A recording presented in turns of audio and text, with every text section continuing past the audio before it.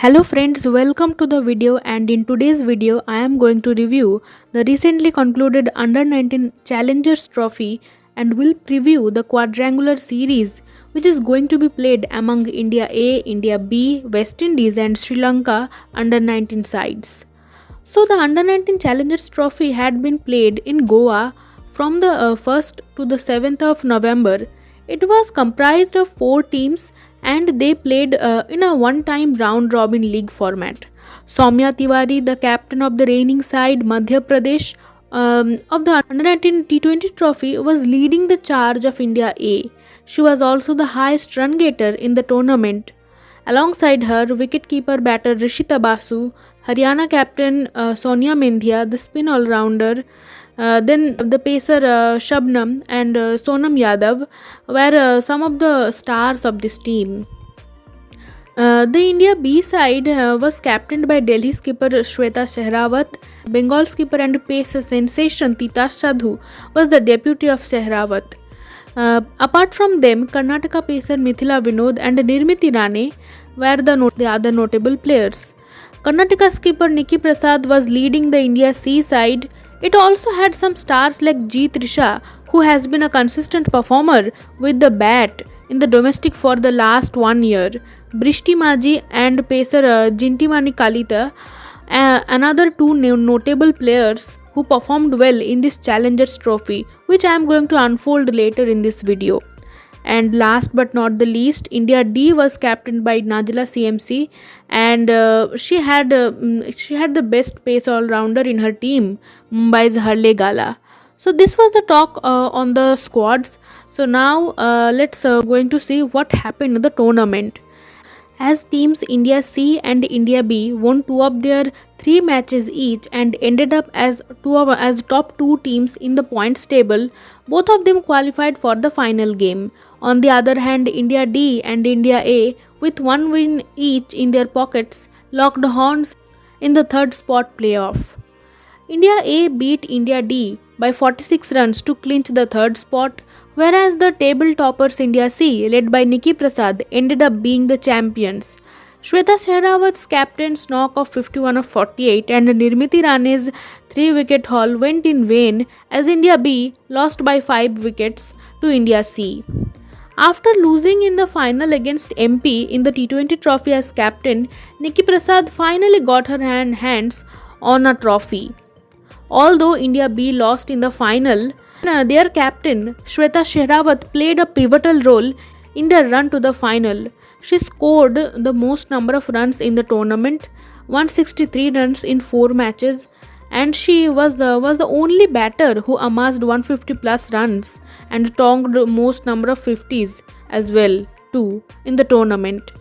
G. Trisha has been consistent and ended up as the second highest run getter with 117 runs. Soumya Tiwari, who amassed the most runs in the T20 trophy, ended up being the 4th highest run getter in the Challengers Trophy. Bengal's wicketkeeper Rishita Basu caught the eyes, being the most attacking batter with the best strike rate of 132.25 in the tournament. It is important because in this tournament not many runs scored. Only 4 players surpassed 100 run mark. And the highest score that was also put is 135. So not many big scores has been scored. Only 2 120 plus and 130 plus score had been put up by the teams. So this attacking approach becomes important.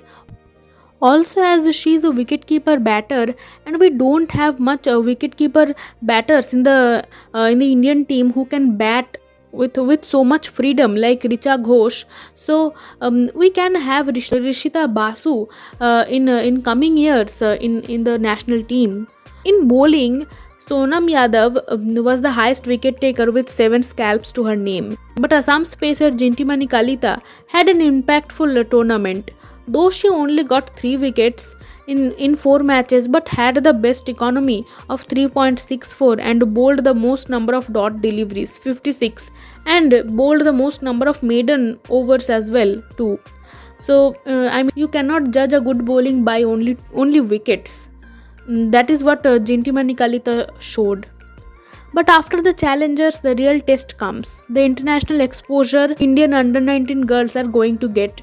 The quadrangular T20 series will be played between India A, India B, Sri Lanka and West Indies under 19 teams at Vizag from November 13 to November 19. India C and India B captains Nikki Prasad and Shweta Shehrawat were rewarded with captaincy of India A and India B teams respectively in this quadrangular series. Here are the squads. India A team have a very strong team on paper with batters like Shweta Shehrawat, Soumya Tiwari, Shikha Shalot, Rishita Basu and pacers Halegala, Tita Sadhu, Jintimani Kalita all in the same team. India B team also have notable players like Nikki Prasad, Brishti Maji, Ishwari Savkar, Jeet Risha and pacers Mithila Vinod and Shabnam. Don't know much about the West Indies side, but we all can get to know about them if this series get to be streamed or televised, and I am hoping for it. Ashwini Monisar is the captain and Trishan Holder is the vice captain of the West Indies side. Also don't know much about the Sri Lankan side, but their captain Vishmi Gunaratne is surely a known name to many, and the world has seen her potential. She has made a beautiful transition from dominating the inter-school tournament to making her mark in the internationals in whatever chances she has got in the internationals. She made her T20 debut in the CWG qualifiers and made her ODI debut against India. She has also played in the Commonwealth Games and now going to lead the Sri Lankan under 19 side in the World Cup, and before that in this quadrangular series. Another good news is that Sri Lankan legendary all-rounder Shashikala Siriwardane is the coach of the under 19 side. They couldn't get a better mentor than her, isn't it? After this quadrangular series, the West Indies under 19 side will play 2 matches against New Zealand's under 19 side on November 22 and 24 in Mumbai.